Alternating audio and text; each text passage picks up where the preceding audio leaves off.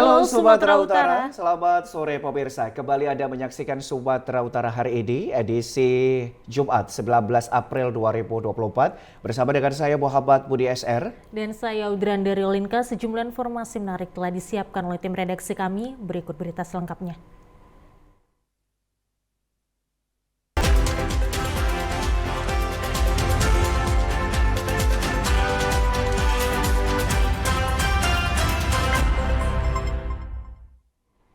Pemirsa, informasi sore ini diawali dari Kejaksaan Tinggi Sumatera Utara menuntut pidana hukuman mati kepada 24 orang terdakwa dalam kasus penyalahgunaan dan peredaran narkoba.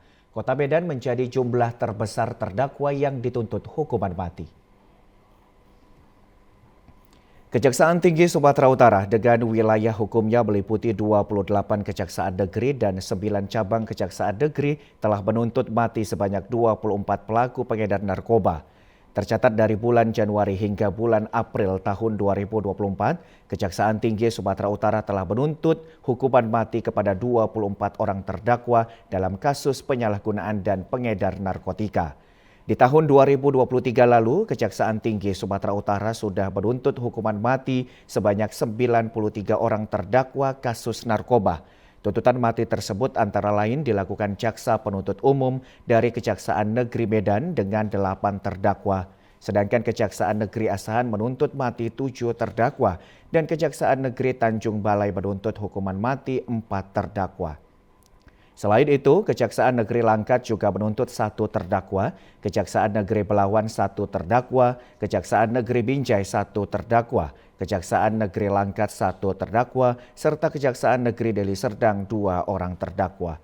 Majelis Hakim telah menerima tuntutan tersebut. Kasipenkum Kejaksaan Tinggi Sumatera Utara, Yos A. Tarigan mengatakan Kota Medan menjadi jumlah terbanyak sepanjang Januari hingga April dengan jumlah 8 terdakwa dari 24 terdakwa se-Sumatera Utara. Dapat kami tambahkan bahwa dari 24 terdakwa yang dituntut mati ini, 8 terdakwa dari Kejari Medan, 7 terdakwa dari Kejari Asahan, Tanjung Balai ada 4 terdakwa, Kejari Langkat 1, Belawan 1, dan Kejari Binjai 1, Kejari Deli Serdang ada 2 terdakwa, dan keseluruhan total 24. Telah kita ketahui bersama, efek dari penyalahgunaan narkoba ini dapat merusak generasi bangsa hingga kematian.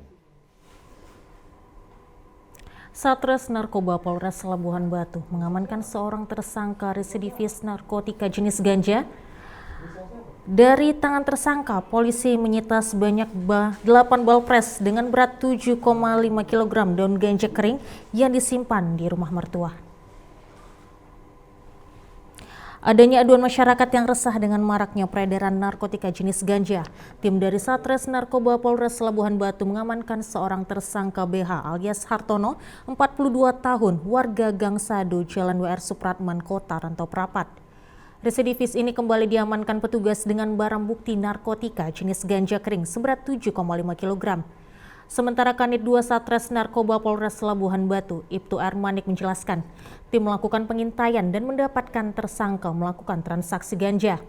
Dari penangkapan tersangka, petugas mengamankan puluhan bungkus yang disita dari tangan tersangka. Tersangka mengaku masih menyimpan ganja di rumah mertua. Petugas mengamankan 2 tas ransel berisi 8 bungkus balpres seberat 7,5 kg narkotika jenis ganja kering.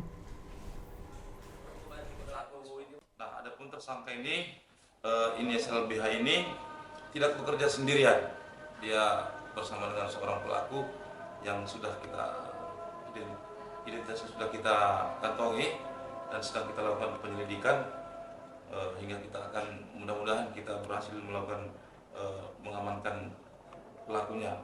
Nah, tersangka ini merupakan residivis narkotika juga dan pekerjaan sehari-hari tersangka adalah pekerja bangunan. Selain mengamankan barang bukti ganja seberat 7,5 kg, petugas juga menyita uang hasil penjualan sebesar Rp729.000. Akibat perbuatannya, tersangka dijerat UU Narkotika dengan ancaman hukuman 5 tahun penjara kurungan. Pemirsa, Dinas Pendidikan Provinsi Sumatera Utara sudah membuat tim dan melakukan penelusuran terhadap kematian siswa SMK Negeri 11 di Dia Selatan, Yaredi Ndruru.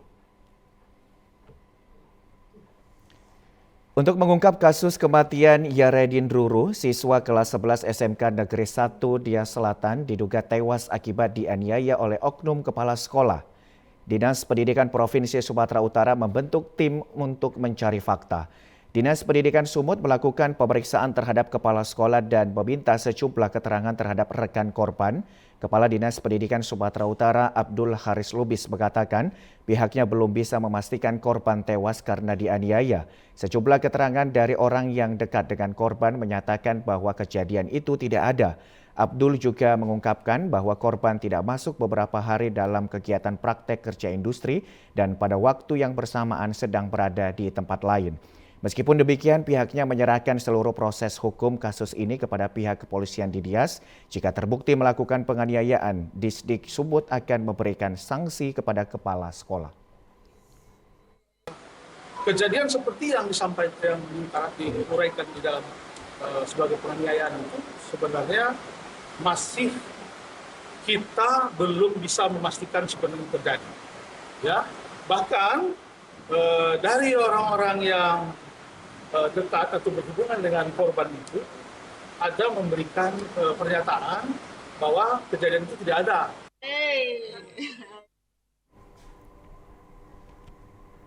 Pemerintah Provinsi Sumatera Utara melalui Dinas Pendidikan mendukung sepenuhnya langkah penyelidikan oleh kepolisian terkait laporan dugaan tindak pidana kejahatan perlindungan anak yang menyeret oknum kepala SMK 1 Si 2 Ori sebagai terlapor. Hal itu diungkapkan Kepala Cabang Dinas Pendidikan Provinsi Sumatera Utara Wilayah 14 Yasokihia di Teluk Dalam Kabupaten Selatan pada Kamis kemarin. Menyikapi Dinas Pendidikan Provinsi Sumatera Utara terkait telah meninggalnya korban, sebagaimana laporan itu, yakni Yaredi Ndruru, siswa SMK Negeri 1 Si 2 Ori, dan dikaitkan penyebab diduga akibat penganiayaan yang dilakukan oknum kepala sekolah. Pihak Dinas Pendidikan menyebut pihaknya tidak akan mentolerir apabila oknum kepala sekolah itu terbukti bersalah. Bahkan saat dimulai penyelidikan kasus tersebut di Polres Nia Selatan, oknum kepala sekolah SMK Negeri 1 Si 2 Ori berinisial EZ telah diusulkan untuk dibebas tugaskan agar lebih fokus menjalani pemeriksaan di kepolisian mulai dari status terlapor.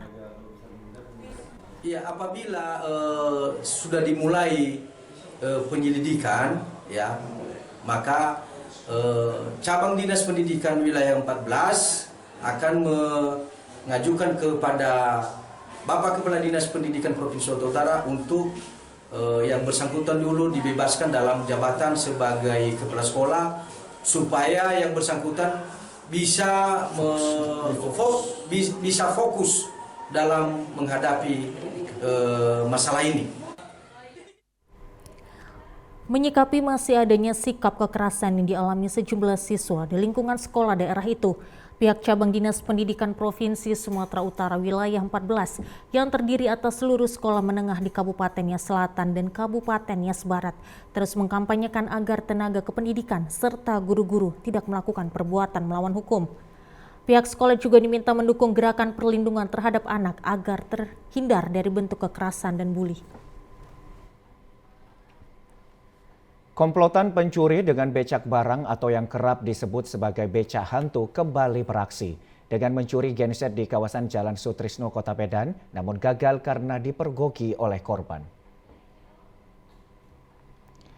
Aksi pencuri yang mengendarai becak barang terjadi di Kota Medan, Sumatera Utara. Dari rekaman kamera CCTV ini, 3 orang maling beraksi di salah satu toko penjual pulsa yang berada di Jalan Sutrisno, Kota Medan. Diduga sudah menjadi target, seorang pelaku yang menggunakan kaos dan topi langsung masuk ke garasi dan perlahan menggeret genset atau mesin pembatu listrik incarannya. Sempat beberapa kali keluar masuk, akhirnya aksi ketiga pelaku dipergoki oleh pemilik toko yang langsung keluar saat genset hendak diangkat ke atas becak barang. Juru parkir di lokasi, Muslim, mengatakan sehari-hari genset di toko ini terletak di teras yang tidak jauh dari tepi jalan. Hal inilah yang membuat komplotan pencuri ini mengincar mesin genset tersebut. Genset ada. Nah ini Wak hari ini? Ya kan ada di situ. Setelah di sini.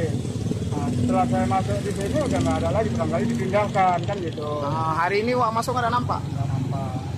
Ini memang terbuka gini aja di sini setiap hari? Kadang terbuka, kadang tertutup. Petugas unit Reskrim Polsek Sunggal membekuk tersangka pelaku spesialis pencurian sepeda motor yang kerap beraksi di wilayah Medan Sunggal. Saat akan diamankan petugas, tersangka melakukan perlawanan dan mencoba melarikan diri sehingga terpaksa diberi tindakan tegas dan terukur. Rekaman kamera pengawas ini memperlihatkan saat tersangka beraksi di kawasan Sunggal beberapa waktu lalu. Setelah belasan kali berhasil melakukan aksi pencurian sepeda motor di kawasan Kota Medan dan sekitarnya, tersangka pelaku spesialis curanmor ini akhirnya menyerah di tangan petugas unit Reskrim Polsek Sunggal. Seakan tidak jera dengan kurungan jeruji besi, residivis yang juga pengguna narkoba ini telah 11 kali beraksi melakukan curanmor dan kini kembali ditangkap oleh petugas kepolisian. Menurut pengakuannya, dirinya kerap menggunakan uang hasil penjualan sepeda motor curiannya untuk membeli narkoba. Kapolrestabes Medan Kombes Pol Teddy John Sahala Marbun mengatakan, tersangka selalu melancarkan aksinya seorang diri dengan menggunakan kunci letter T untuk membobol kontak sepeda motor. Sholat subuh, melihat sepeda motornya sudah hilang. Ya. Jadi langsung melapor ke Polsek, ya, tanggal 2, dan langsung jajaran unit Reskrim Polsek Medan Sunggal melaksanakan penyelidikan. Ya, pada tanggal 7 April, ya, unit Reskrim Polsek Sunggal mendapatkan informasi, ya, pada pukul jam 20.00. Tersangka dijerat. Ya, pemirsa, mesin air Masjid Al-Mutakin di Jalan Medan Lubuk Pakam, Desa Tanjung Morawa A, Kecamatan Tanjung Morawa, Deli Serdang hilang dicuri yang mengakibatkan para jamaah tidak bisa sholat. Ketua BKM Masjid Al-Mutakin Rahmat Mulyadi Siregar mengatakan untuk memastikan hilangnya mesin air, pengurus masjid membuka rekaman CCTV dan ternyata benar ada 2 orang pria yang mencurinya. Kejadian ini diketahui pada hari kelima Lebaran, di mana terlihat 2 pria berboncengan mengendarai sepeda motor jenis Betik berwarna merah. 1 orang pelaku menunggu di sepeda motor tepat di depan toilet masjid, sementara 1 pelaku lagi masuk ke dalam toilet untuk mengambil mesin air. Tidak berselang lama, 1 pelaku keluar dari kamar mandi masjid sambil menenteng sebuah mesin air lalu kabur. Aksi pencurian yang dilakukan para pelaku sangat disayangkan karena masjid ini masih dalam tahap pembangunan. Kalau kami lihat dari CCTV, ada sekitar 1 jam mereka mengambil. Mulai dari mematikan listrik sampai mereka dibalut dengan tisu dan kembali, dan itu ada 2 orang duduk-duduk, ada 1 kawannya menunggu di depan, dan akhirnya mereka membawa dengan sepeda motor Mio warna merah. Diharapkan kedua pelaku pencurian dapat mengembalikan mesin air yang telah dicuri. Jika dalam waktu dekat tidak dikembalikan, pihak BKM Masjid akan membuat laporan pencurian ini ke pihak kepolisian. Ratusan masyarakat adat melakukan aksi demonstrasi di kantor DPRD Sumatera Utara, Jalan Imam Bonjol, Kota Medan kemarin. Masyarakat adat tuntut pemerintah tutup perusahaan perusak lingkungan. Ratusan masyarakat adat, petani, dan mahasiswa yang tergabung dalam aliansi Gerakan Rakyat Tutup TPL yang berasal dari kawasan Danau Toba seperti Tapanuli Utara, Humbang Asendutan, Samosir, Toba, Tapanuli Selatan, dan Simalungun menyampaikan aspirasinya di depan kantor DPRD Sumatera Utara. Masyarakat adat berharap dapat bertemu langsung dengan anggota DPRD Sumatera Utara untuk menyampaikan aspirasinya. Aksi demonstrasi ini mendapat pengawalan ketat petugas kepolisian. Selain menuntut pemerintah untuk mengambil langkah terhadap perusahaan yang dinilai telah merusak lingkungan tersebut, aksi ini juga menjadi bagian dari momentum kriminalisasi yang dilakukan terhadap masyarakat adat di Tanah Batak, yaitu Ketua Adat Sorbatua Sialagan. Dalam orasinya, Koordinator Aksi Anggiat Sinaga menyampaikan, keberadaan PT TPL tersebut membawa dampak buruk kepada masyarakat adat, petani, dan masyarakat di sekitar Danau Toba karena telah melakukan perambahan hutan, merampasan tanah adat yang dapat mengakibatkan bencana alam. Jadi kami menyampaikan ini kepada DPRD, biar DPRD Sumatera Utara juga mengetahui ini. Jangan-jangan mereka tidak tahu atau program tidak tahu. Tapi kami berharap dengan hadirnya DPRD menerima aspirasi kita hari ini, mudah-mudahan DPRD Sumatera Utara tidak ingkar janji dengan hal ini. Karena ada 10 tuntutan yang sudah disampaikan dan mereka terima dengan baik. Dan satu hal yang paling cepat kami minta untuk segera dilaksanakan adalah RDP terkait dengan kondisi hari ini. Anggota DPRD Sumatera Utara Yahdi Khoir Harahap menjelaskan akan kembali mendesak pemerintah untuk mengesahkan rancangan undang-undang tentang masyarakat adat. RUU tentang perlindungan hak masyarakat hukum adat ini kan sudah ada di prolegnas DPR RI. Ya, kita akan mendesak itu supaya itu disegerakan, supaya undang-undangnya dikeluarkan disahkan. Tahun 2020 ada sempat dibahas, tetapi ya ketika kita konsultasi ke kementerian terkait, disebutkan tunggu dulu undang-undangnya, karena undang-undangnya RUU-nya sudah dibahas di DPR RI. Setelah 10 tuntutan diterima langsung oleh 2 perwakilan anggota DPRD Sumatera Utara, masyarakat adat membubarkan diri. Sementara itu pemirsa, akibat maraknya sejumlah aktivitas penebangan pohon di kawasan hutan yang sebagian memiliki izin dan sebagian dilakukan tanpa ada izin yang dimiliki oleh sejumlah oknum. Kepala Desa Rura Juludolo, Kecamatan Sipoholon, meminta Dinas Kehutanan Provinsi Sumatera Utara untuk segera turun ke lapangan. Demikian halnya yang terjadi di Desa Rura Juludolo, Kecamatan Sipoholon, terdapat sejumlah tumpukan kayu alam yang siap diangkut.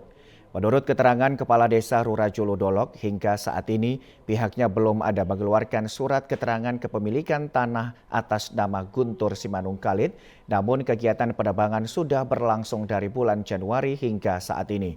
Sebagai salah satu daerah perbukitan dan rawan longsor serta topografi kawasan memiliki kemiringan cukup tajam, dikhawatirkan akibat maraknya penebangan hutan tanpa adanya pengawasan dari Dinas Kehutanan akan berdampak terhadap ekosistem lingkungan serta kerusakan lingkungan yang dapat mengakibatkan terjadinya bencana banjir bandang.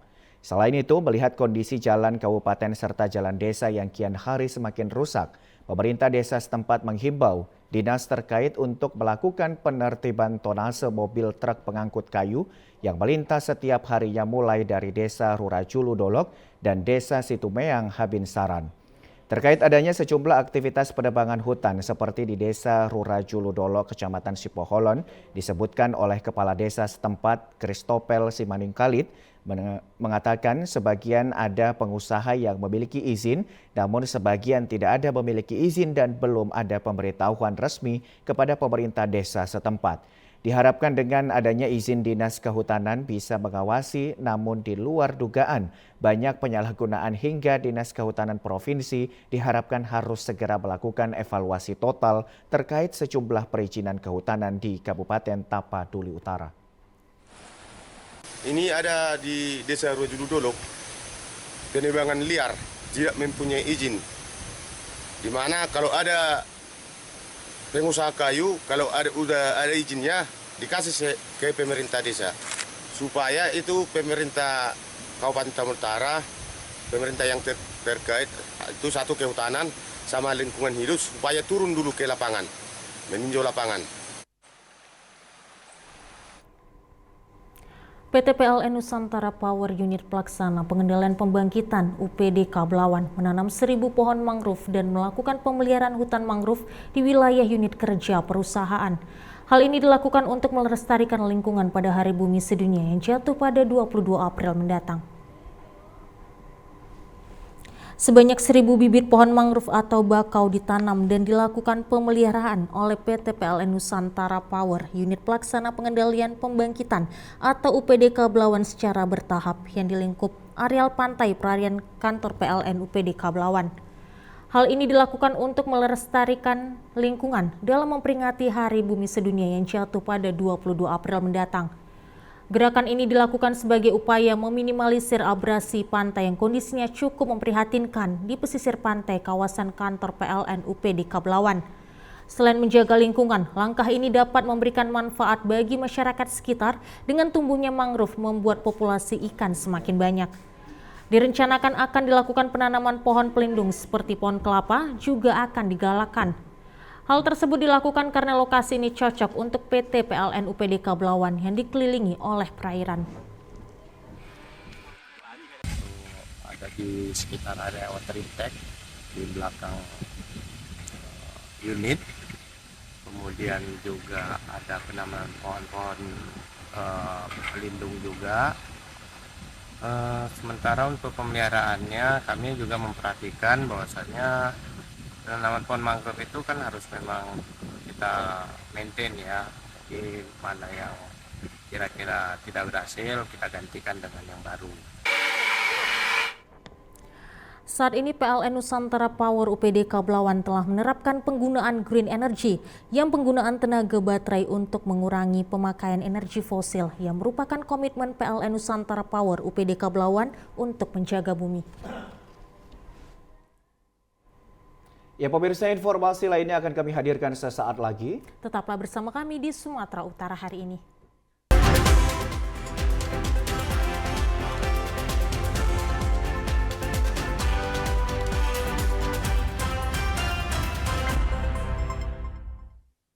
Terima kasih masih bersama kami di Sumatera Utara hari ini. Pemirsa, PDI Perjuangan Sumatera Utara menyatakan upaya Bobi Afif Nasution untuk mengambil formulir sebagai calon gubernur di PDIP merupakan hal yang sia-sia. Meski sudah mendapat penugasan dari Partai Golkar dan PAN sebagai calon gubernur Sumatera Utara, menantu Presiden Joko Widodo Bobi Afif Nasution tetap melakukan penjajakan ke sejumlah partai politik termasuk PDI Perjuangan. Bahkan Bobi berencana akan mengambil formulir pendaftaran bakal calon gubernur Sumatera Utara di Pilkada 2024 ke partai berlambang banteng tersebut. Menyikapi hal tersebut, Wakil Ketua Bidang Komunikasi Politik PDI Perjuangan Sumut, Aswan Jaya mengatakan bahwa usaha Bobi untuk mengambil pendaftaran ke PDIP Sumut sangatlah sia-sia. Aswan menyebutkan bahwa kemungkinan nama Bobi diusung untuk maju ke Pilkada mendatang sangatlah kecil.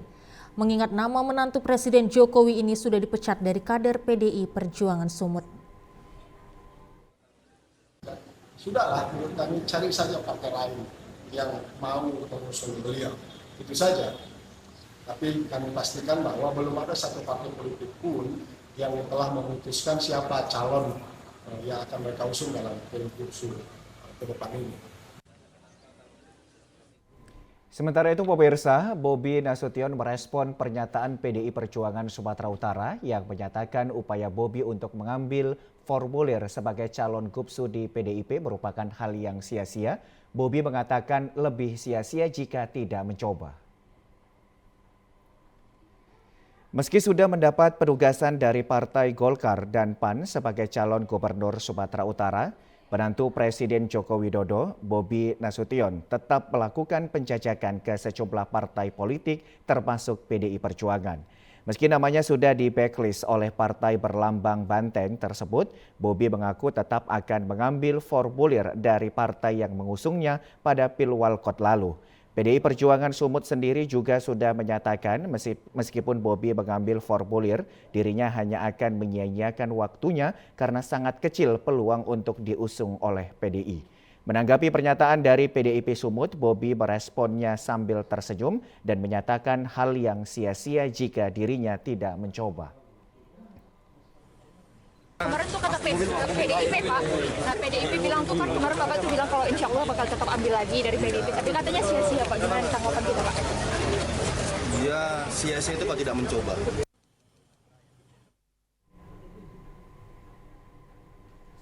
Wali Kota Medan Bobi Afif Nasution mengatakan dirinya tidak perlu lagi mengambil formulir pendaftaran sebagai calon gubernur Sumatera Utara dari Partai Golkar.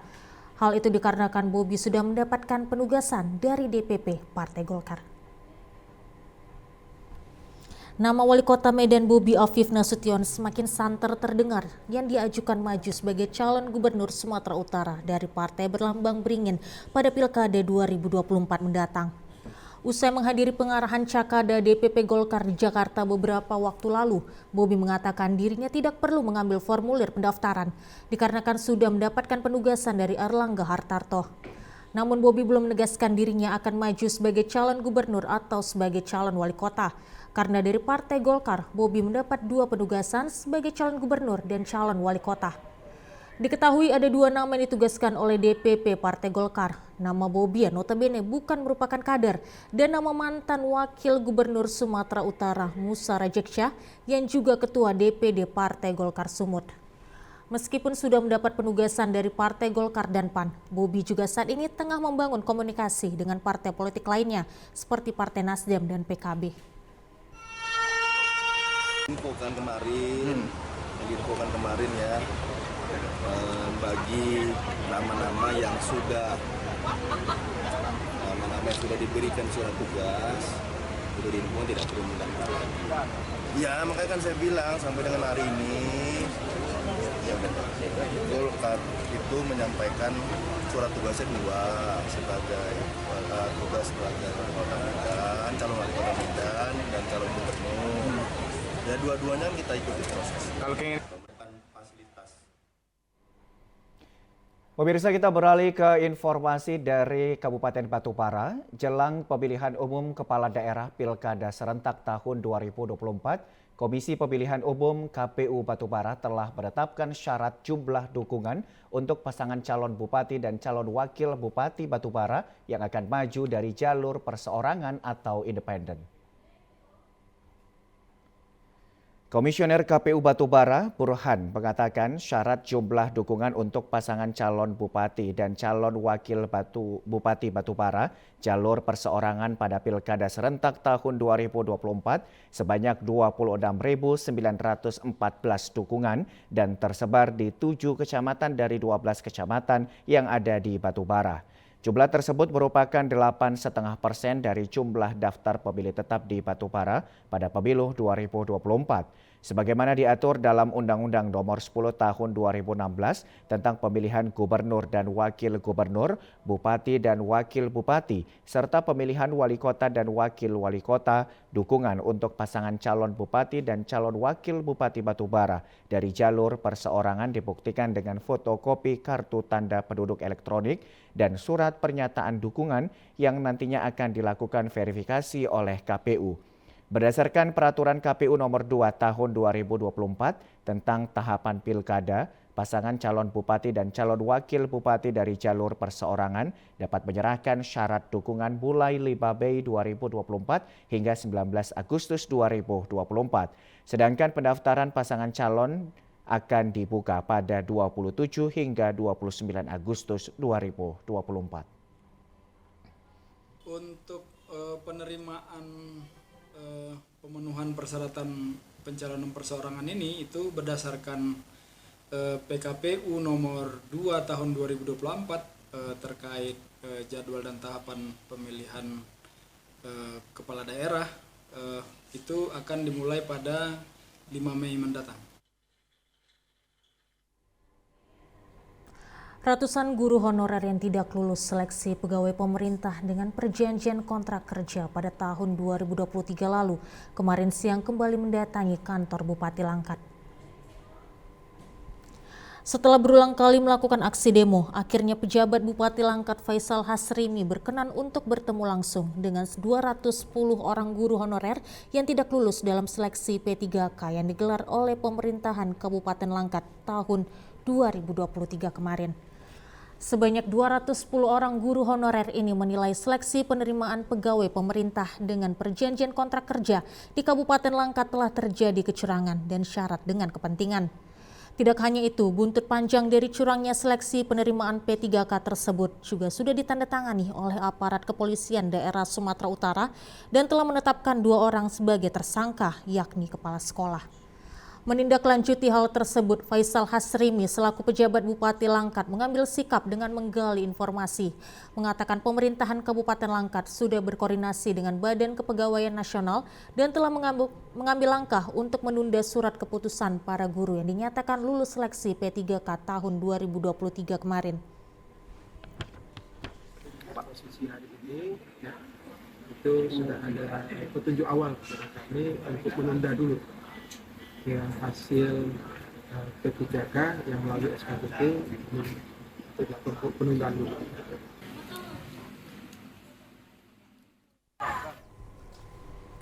Pemirsa, Badan Amil Zakat Nasional atau Basnas Provinsi Sumatera Utara kembali berhasil meraih opini wajar tanpa pengecualian atau WTP atas laporan keuangan periode tahun 2023.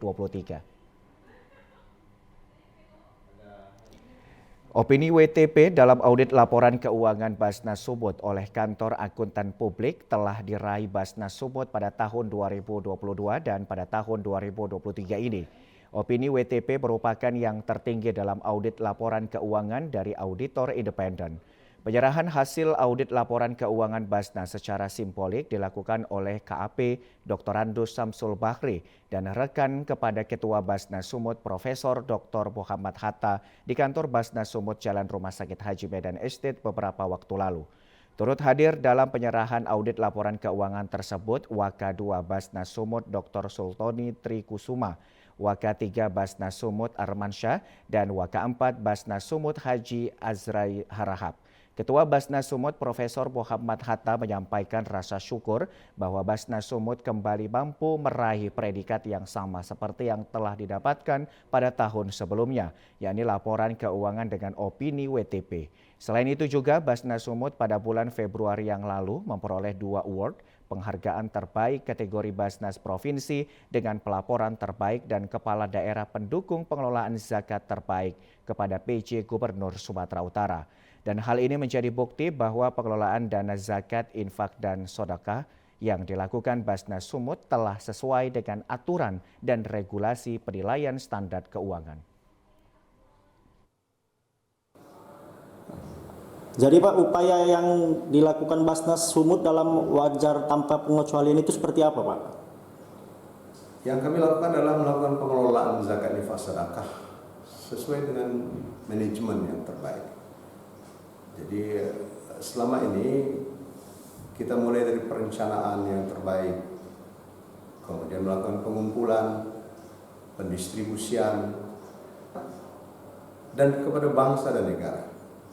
Dan hasil daripada itu semua adalah apa yang kami dapatkan merupakan bagian yang terbaik dari pelaporan yang telah kami lakukan selama 2 tahun berturut-turut mendapatkan opini WTP, wajar tanpa pengecualian.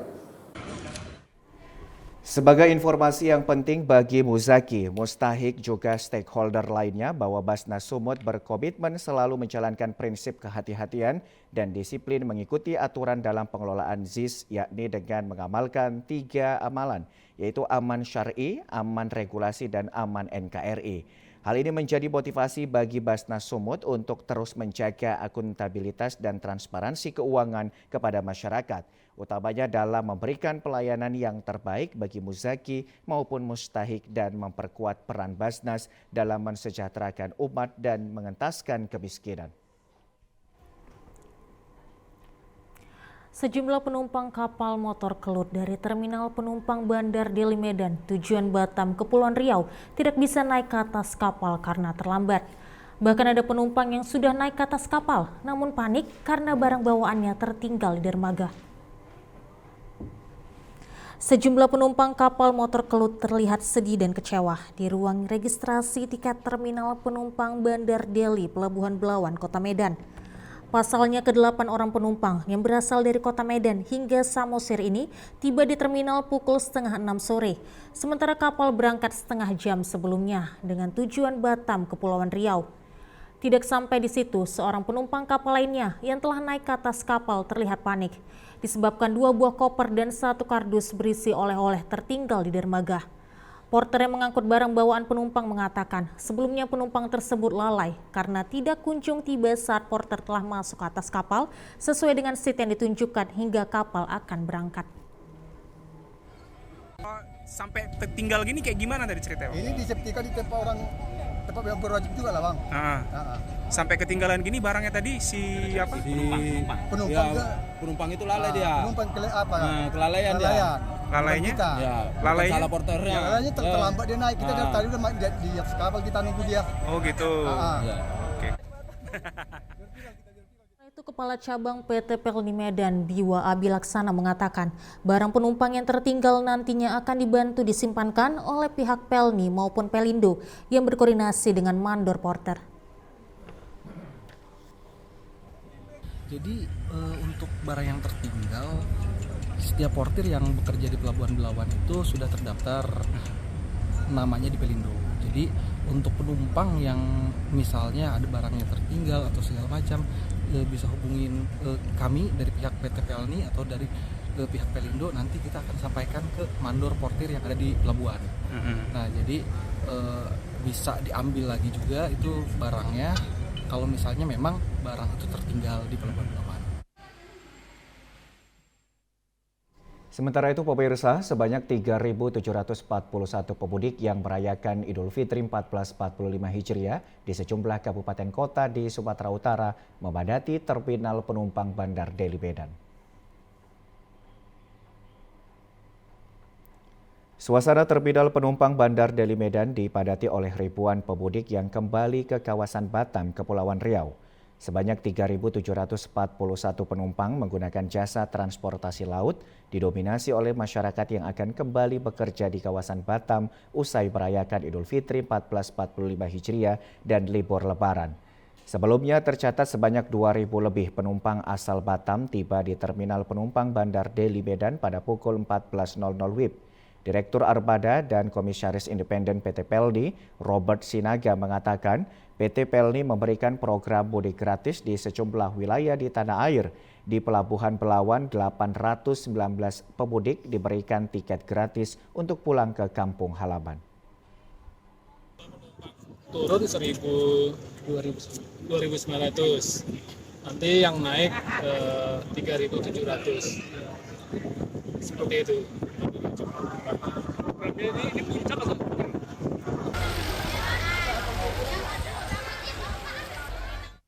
Kapal motor Kerut akan kembali membawa penumpang pada 21 April mendatang dengan tujuan Batam diprediksi menjadi puncak arus balik kedua. Minimnya akses infrastruktur jalan penghubung sejumlah wilayah desa dan kecamatan di Kabupaten Nia Selatan kini masih menghambat aktivitas perekonomian masyarakat.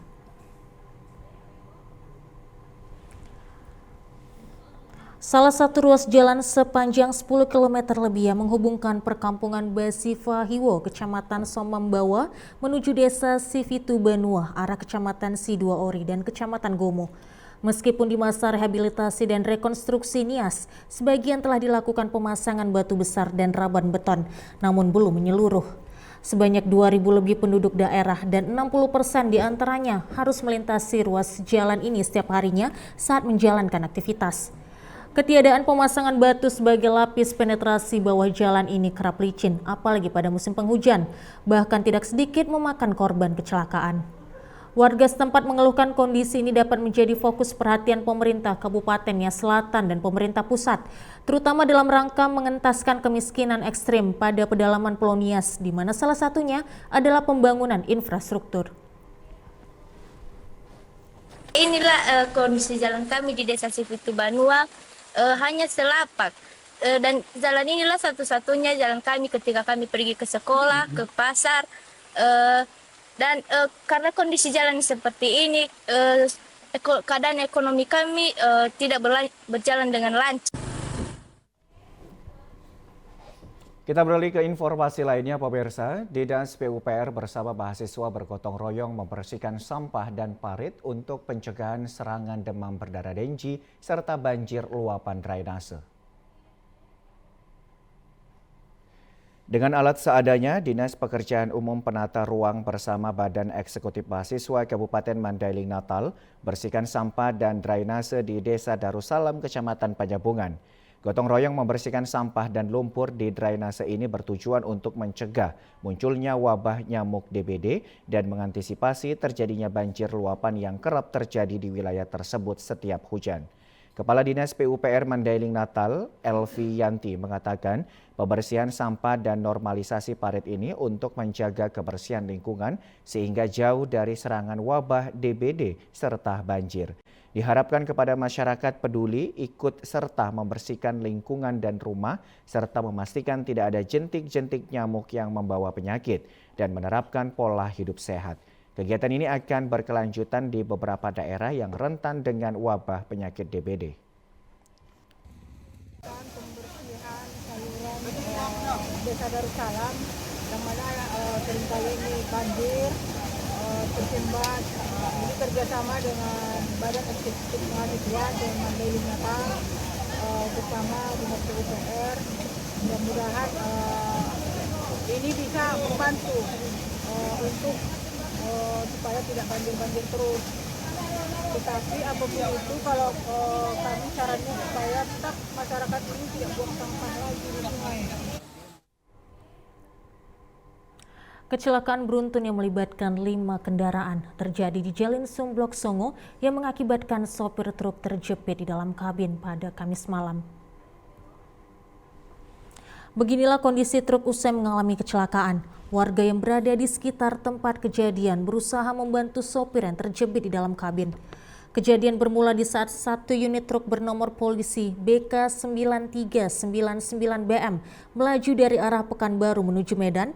Sesampai di tempat kejadian di Jalan Sumblok Songo, truk mengalami remblong dan menabrak kendaraan yang berada di depan sehingga terjadi tabrakan beruntun. Salah satu sopir truk Muhammad Robi yang menjadi korban kecelakaan menyampaikan bahwa kejadian kecelakaan terjadi pada pukul 12 malam dan tidak ada korban jiwa dalam kecelakaan tersebut. Jam setengah 12 gitu. Bang, kalau posisi yang sopir terjepit yang di mobil mana, Bang? Ya kalau posisi mobil terjepit, mobil kondisi pun sopirnya terjepit juga, Bang. Meninggal dunia, Bang? Ya, makanya luka-luka ringan. Pemirsa berada persis di tengah kota Dolok Sanggul dan mudah dijangkau masyarakat. Mall Pelayanan Publik Pemkab Humbang Hasundutan saat ini memberikan 21 jenis pelayanan kepada masyarakat.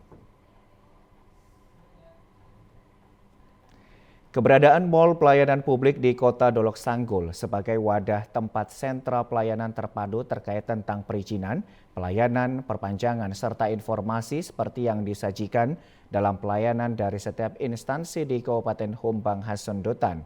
Setiap harinya Mall Pelayanan Publik ini ramai dikunjungi oleh warga untuk mengurus berbagai perizinan.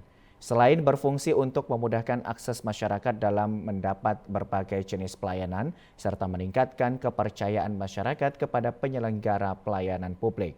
Di Mall Pelayanan Publik ini, warga dapat melakukan pengurusan berbagai macam pelayanan seperti pembuatan dan perpanjangan SIM, pengurusan SKCK, perbankan, serta pembuatan KTP dan pembuatan izin lainnya untuk memudahkan warga mengurus berbagai pelayanan pemerintahan. Sebagai wadah dalam pengintegrasian pelayanan publik oleh pemerintah daerah secara terpadu pada satu tempat operasional di Mall Pelayanan Publik ini dilaksanakan dengan prinsip keterpaduan, berdaya guna, koordinasi, akuntabilitas, serta aksesibilitas, kenyamanan dan keamanan pelayanan. Menurut Kepala Dinas Penanaman Modal dan Pelayanan Terpadu Satu Pintu Kabupaten Humbang Hasundutan, Rudol Panalu mengatakan dengan pelayanan di Mall Pelayanan Publik tersebut akan memberikan efek positif serta kemajuan dalam penyelenggaraan pelayanan terhadap masyarakat di Kabupaten Humbang Hasundutan.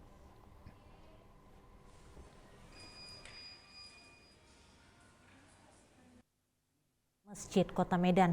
Halal bihalal digelar di kaki 5 lingkungan masjid. Salat maghrib berjamaah mengawali kegiatan halal bihalal di lingkungan Masjid Ciamik Pinang Baris, Medan kemarin.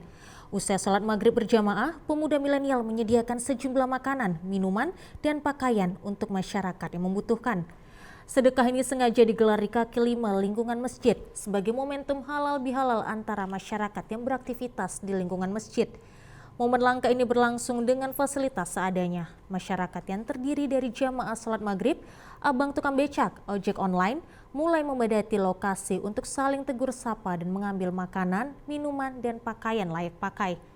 Salah satu warga bernama Sofyan mengatakan sangat senang dengan adanya kegiatan silaturahmi di Hari Raya Idul Fitri 1445 Hijriah ini. Ia berharap kegiatan halal bihalal di kaki lima ini rutin dilakukan pada setiap tahunnya. Pemirsa, berikut informasi perakiraan cuaca di sejumlah daerah di Sumatera Utara dari Badan Meteorologi, Klimatologi, dan Geofisika Wilayah 1 Medan berlaku pada esok hari Sabtu 20 April 2024.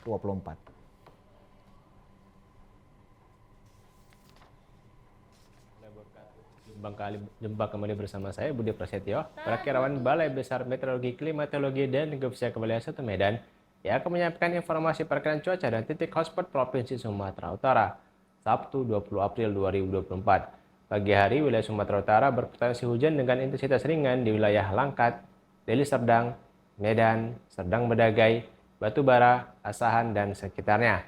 Siang sore hari berpotensi hujan dengan intensitas ringan hingga lebat di sebagian besar wilayah Sumatera Utara, di mana potensi hujan lebat terjadi di wilayah Samosir, Toba, Humbang Hasanutan, Tapanuli Utara, Lopak Barat, Labuan Batu Utara, Labuan Batu Selatan, Langkat, Asahan, Dairi, Simalungun, dan sekitarnya. Malam hari masih berpotensi hujan dengan intensitas ringan hingga lebat di sebagian besar wilayah Sumatera Utara, di mana potensi hujan lebat terjadi di wilayah Padang Lawas Utara, Mandailing Natal, Medan, Deli Serdang, dan sekitarnya. Sementara dini hari berpeluang hujan ringan di wilayah Kepulauan Nias dan sekitarnya. Suhu udara berkisar antara 16 hingga 32 derajat Celcius. Kelembaban udara berkisar antara 60 hingga 97%. Angin bertiup dari arah barat laut hingga timur laut dengan kecepatan berkisar antara 10 hingga 30 km per jam. Titik panas atau hotspot wilayah Sumatera Utara pantauan tanggal 18 April 2024 tidak ada. Kami menghimbau kepada masyarakat untuk waspada potensi hujan dengan intensitas sedang hingga lebat yang dapat disertai petir dan angin kencang di wilayah pegunungan, lereng barat, dan lereng timur Sumatera Utara yang dapat menyebabkan potensi banjir, longsor, serta bencana hidrometeorologis lainnya. Demikian informasi yang dapat saya sampaikan. Semoga bermanfaat untuk kita semua. Assalamualaikum warahmatullahi wabarakatuh.